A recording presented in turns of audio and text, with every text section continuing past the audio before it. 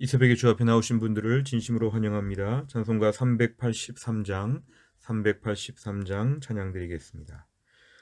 눈을 들어 산을 보니 도움 어디서 오나.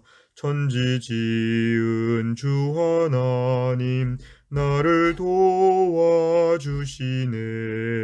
나의 발이 실족지 않게 주가 깨어 지키며 택한 백성 항상 지켜 길이 보호하시네. 도우시는 하나님이 내게 그늘 되시니. 낮의 해와 밤의 달이 너를 상치 않겠네. 내게 화를 주지 않고 혼을 보호하시며 너의 출입 지금부터 영영 인도하시리. 아멘. 하나님 말씀은 디도서 1장 1절부터 4절입니다. 디도서 1장 1절부터 4절까지의 말씀을 저와 한 절씩 교독하겠습니다. 하나님의 종이요 예수 그리스도의 사도인 나 바울이 사도된 것은 하나님이 택하신 자들의 믿음과 경건함에 속한 진리의 지식과 영생의 소망을 위함이라. 이 영생은 거짓이 없으신 하나님이 영원 전부터 약속하신 것인데 자기 때에 자기의 말씀을 전도로 나타내셨으니 이 전도는 우리 구주 하나님이 명하신 대로 내게 맡기신 것이라. 같은 믿음을 따라 나의 참 아들 된 디도에게 편지하노니 하나님 아버지와 그리스도 예수 우리 구주로부터 은혜와 평강이 내게 있을지어다. 아멘. 오늘의 이 말씀은 디도서 첫 시간입니다. 특별히 디도라고 하는 사람은 사도 바울이 영적 아들로 생각할 정도로 귀한 동역자였고, 또 그는 그레데 섬이라고 하는 곳에서 목회하고 있는 그레데 섬에 있는 그레데 교회에 그는 목회자였습니다. 그래서 우리가 디모데 전서, 디모데 후서, 디도서를 목회 서신이라고 이렇게 부르는데요. 이것은 교회 안에서 어떻게 질서를 잡아야 되는지, 어떻게 하나님의 교회를 섬겨야 되는지에 대한 이러한 지침을 주고 있는 말씀들입니다. 초대교회 한 AD 66년 정도를 배경으로 하는 오늘 디도서 말씀 함께 보겠습니다. 1절에 보니까 사도 바울은 하나님의 종이요 예수 그리스도의 사도인 나 바울은, 결국 그에 있어서 어떤 소속감은 항상 하나님 편에 있다는 걸 그는 밝힙니다. 하나님이 보내신 사람, 그래서 하나님의 종이다. 그리고 예수 그리스도의 사도라는 것은 자신의 본업, 자신이 무슨 일을 하는지 자신의 어떤 사명과 소명을 분명하게 말합니다. 자신이 지금 사도가 되었는데 이것은 하나님께서, 주어가 하나님이십니다. 하나님이 택하신 자들의 믿음과 택하신 자들에게 믿음을 잘 굳게 하기 위하여, 그 다음에 경건함에 속한 진리, 이 경건함은 하나님과 관련된 모든 영적 지식을 얘기하는데요.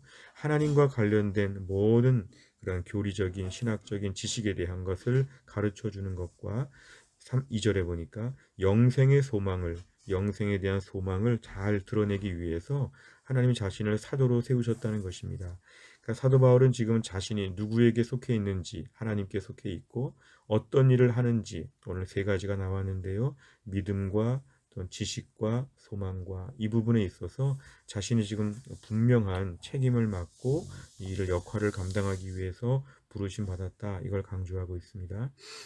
2절에 보니까 이 영생은 거짓이 없으신 하나님께서 영원 전부터 태초부터 주신 영원한 생명임을 얘기하면서 3절에 보니까 자기 때에 자기의 말씀을 전도로 나타내셨다. 이것은 전도라고 하는 것은 선포라고 하는 뜻입니다. 하나님 말씀을 하나님이 전도라는 방법, 하나님 말씀을 입으로 선포하도록 하시는 것이 하나님의 구원 얻게 하시는 방법입니다. 우리가 오늘날 전도가 조금 더 어리석어 보이고 또 시대적으로 맞지 않는 것처럼 보이고 또 이렇게 전도가 과연 얼마나 효과가 있을까 생각하지만, 하나님이 구원받게 하시는 방법은 뭐냐면 전도, 복음을 선포하도록 하시는 이 전도의 과정을 하나님이 쓰신다는 것입니다. 3절에 보니까 사도 바울은 이렇게 복음을 전하는 일은 구주 하나님께서 나에게 명령하셨고 맡기셨다. 그러니까 결국 그는 자신의 책임감을 얘기하죠. 자신의 삶에 있어서 평생 자신은 전도하는 것이 자기에게 주어진 임무이다. 이렇게 얘기합니다. 4절에 보면 같은 믿음을 따라, 그러니까 디도는 아마 사도 바울이 아들이라고 말하는 걸 보면 훨씬 연배가 적을 것이고 또 아마 사역자로서 볼 때도 큰 후배였을 텐데 사도 바울은 같은 믿음이 있다. 공통점을 강조합니다. 사실은 디도를 비롯해 수많은 당시의 동역자들 성격도 다르고 나이도 다르고 지식도 다르고 차이점이 참 많지만 그는 같은 믿음이라. 이게 바로 뭐냐면 우리가 오늘 주의 일을 같이 할 수 있는 이유지요. 우리가 얼마나 성격과 모든 환경들이 다른지 모릅니다. 그런데 우리에게 같은 믿음이 있다는 것은 주를 위해 일할 수 있는 근거입니다. 그래서 오늘 바울은 같은 믿음을 따라 디도에게 편지한다. 은혜와 평강, 당시 편지의 인사말인데요. 은혜와 평강이 예수님으로부터 나오기를 바란다고 하는 그의 근본적인 동역자로서의 축복, 그러한 기도 제목들이 오늘 나와 있습니다. 내용 관찰을 보시면 첫째, 바울은 자신이 사도된 목적을 어떻게 설명합니까? 1절과 2절에 보면은 사도가 된 목적 중에서 그는 하나님이 택하신 자들의 믿음을 튼튼하게 만들어주고 그 다음에 경건함에 속한 지식, 하나님과 관련된 모든 지식들을 잘 깨닫도록 도와주고 2절에 영생의 소망, 하늘나라에 있는 우리의 소망에 관한 것을 잘 드러내기 위해서 자신이 지금 사도 일을 하고 있다고 자신의 일에 대한 정확한 이러한 것을 알고 있습니다. 두 번째를 보면 바울은 자신이 하나님께 어떤 소명을 받았다고 말합니까? 3절에 보면 이 전도는 내게 맡기신 것이라. 그런 결국 복음을 전하는 일을 하나님이 나에게 주시는 임무다, 책임이다. 이걸 분명하게 알고 있습니다. 세 번째를 보면 바울이 나의 참 아들이라고 표현한 디도에게 편지를 쓴 이유는 무엇입니까? 힌트는 4절에 보니까 같은 믿음을 갖고 있기 때문에 그에게 오늘 편지로 격려하고 위로하는 것입니다. 그러니까 오늘 이 그레데 지역의 목회자이기 때문에 디도가 목회자로서 지치고 힘들 수 있는 상황에서 그를 잘 격려해서 오늘 그레데 섬에서 디도가 목회를 잘하도록 돕기 위함이죠. 또 한 가지는 4절 끝에 보니까 은혜와 평강이 있기를 원한다. 동역자끼리의 서로 안부죠. 목사님들끼리, 선교사님들끼리, 장로님들끼리 서로 늘 축복해 주는 것입니다.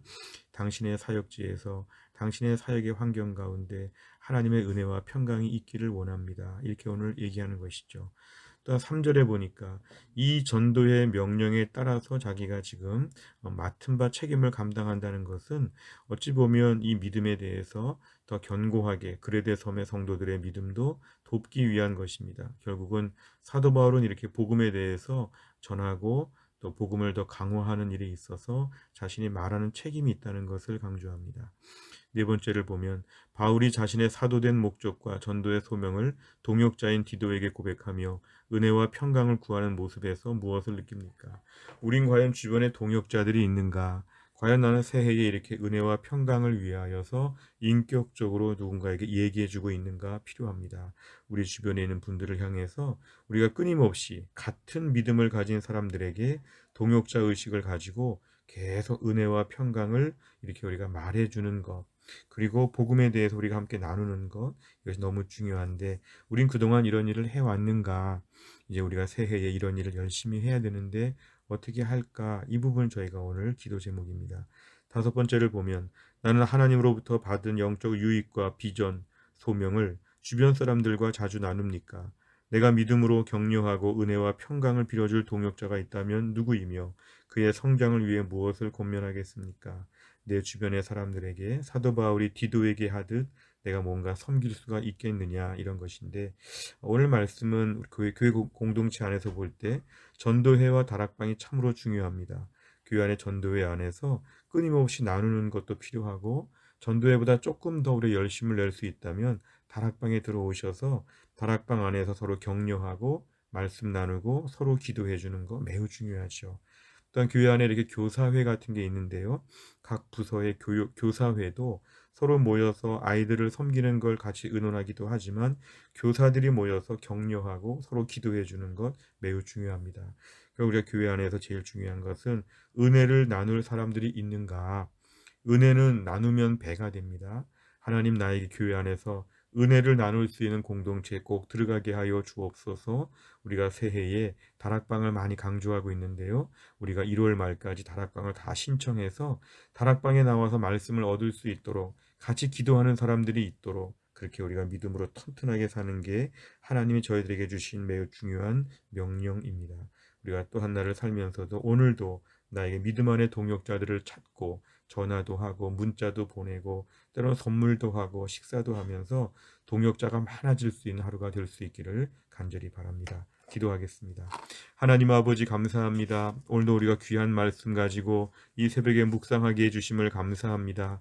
오늘 하나님 디도에게 사도 바울이 권면하고 위로하고 은혜와 평강을 구하는 것처럼 우리들 주변에도 많은 동역자들을 하나님이 허락하여 주시옵소서. 또한 내가 먼저 동역자가 되게 하여 주옵소서. 우리의 믿음을 따라서 함께 기도하며 함께 섬기기를 주님이 원하시는데 나눌 사람들이 없고 신앙생활 외롭게 무인도처럼 했던 것들을 저희가 돌아보며 우리가 새해에 어렵고 힘든 시대에 은혜를 나누고 평강을 나눌 수 있는 믿음의 동역자들이 가득하게 하여 주옵소서. 하나님 아버지 신앙생활 혼자 하지 않게 하여 주시고 같이 할 수 있게 하여 주옵소서.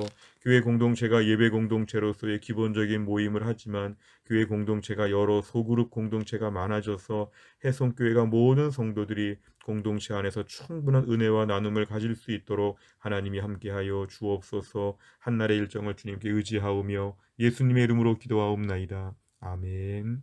매주 화요일마다 기도하는 100대 기도 제목은 교회를 섬기는 분들을 위해 기도합니다. 29번부터 42번까지 오늘 꼭 기도해 주시기를 바랍니다. 주기도문 하겠습니다. 하늘에 계신 우리 아버지여, 이름이 거룩히 여김을 받으시오며 나라 임하옵시며 뜻이 하늘에서 이룬 것 같이 땅에서도 이루어지이다. 오늘날 우리에게 일용할 양식을 주옵시고 우리가 우리에게 죄 지은 자를 사하여 준 것 같이 우리의 죄를 사하여 주옵시고 우리를 시험에 들게 하지 마옵시고 다만 악에서 구하옵소서. 대개 나라와 권세와 영광이 아버지께 영원히 있사옵나이다. 아멘.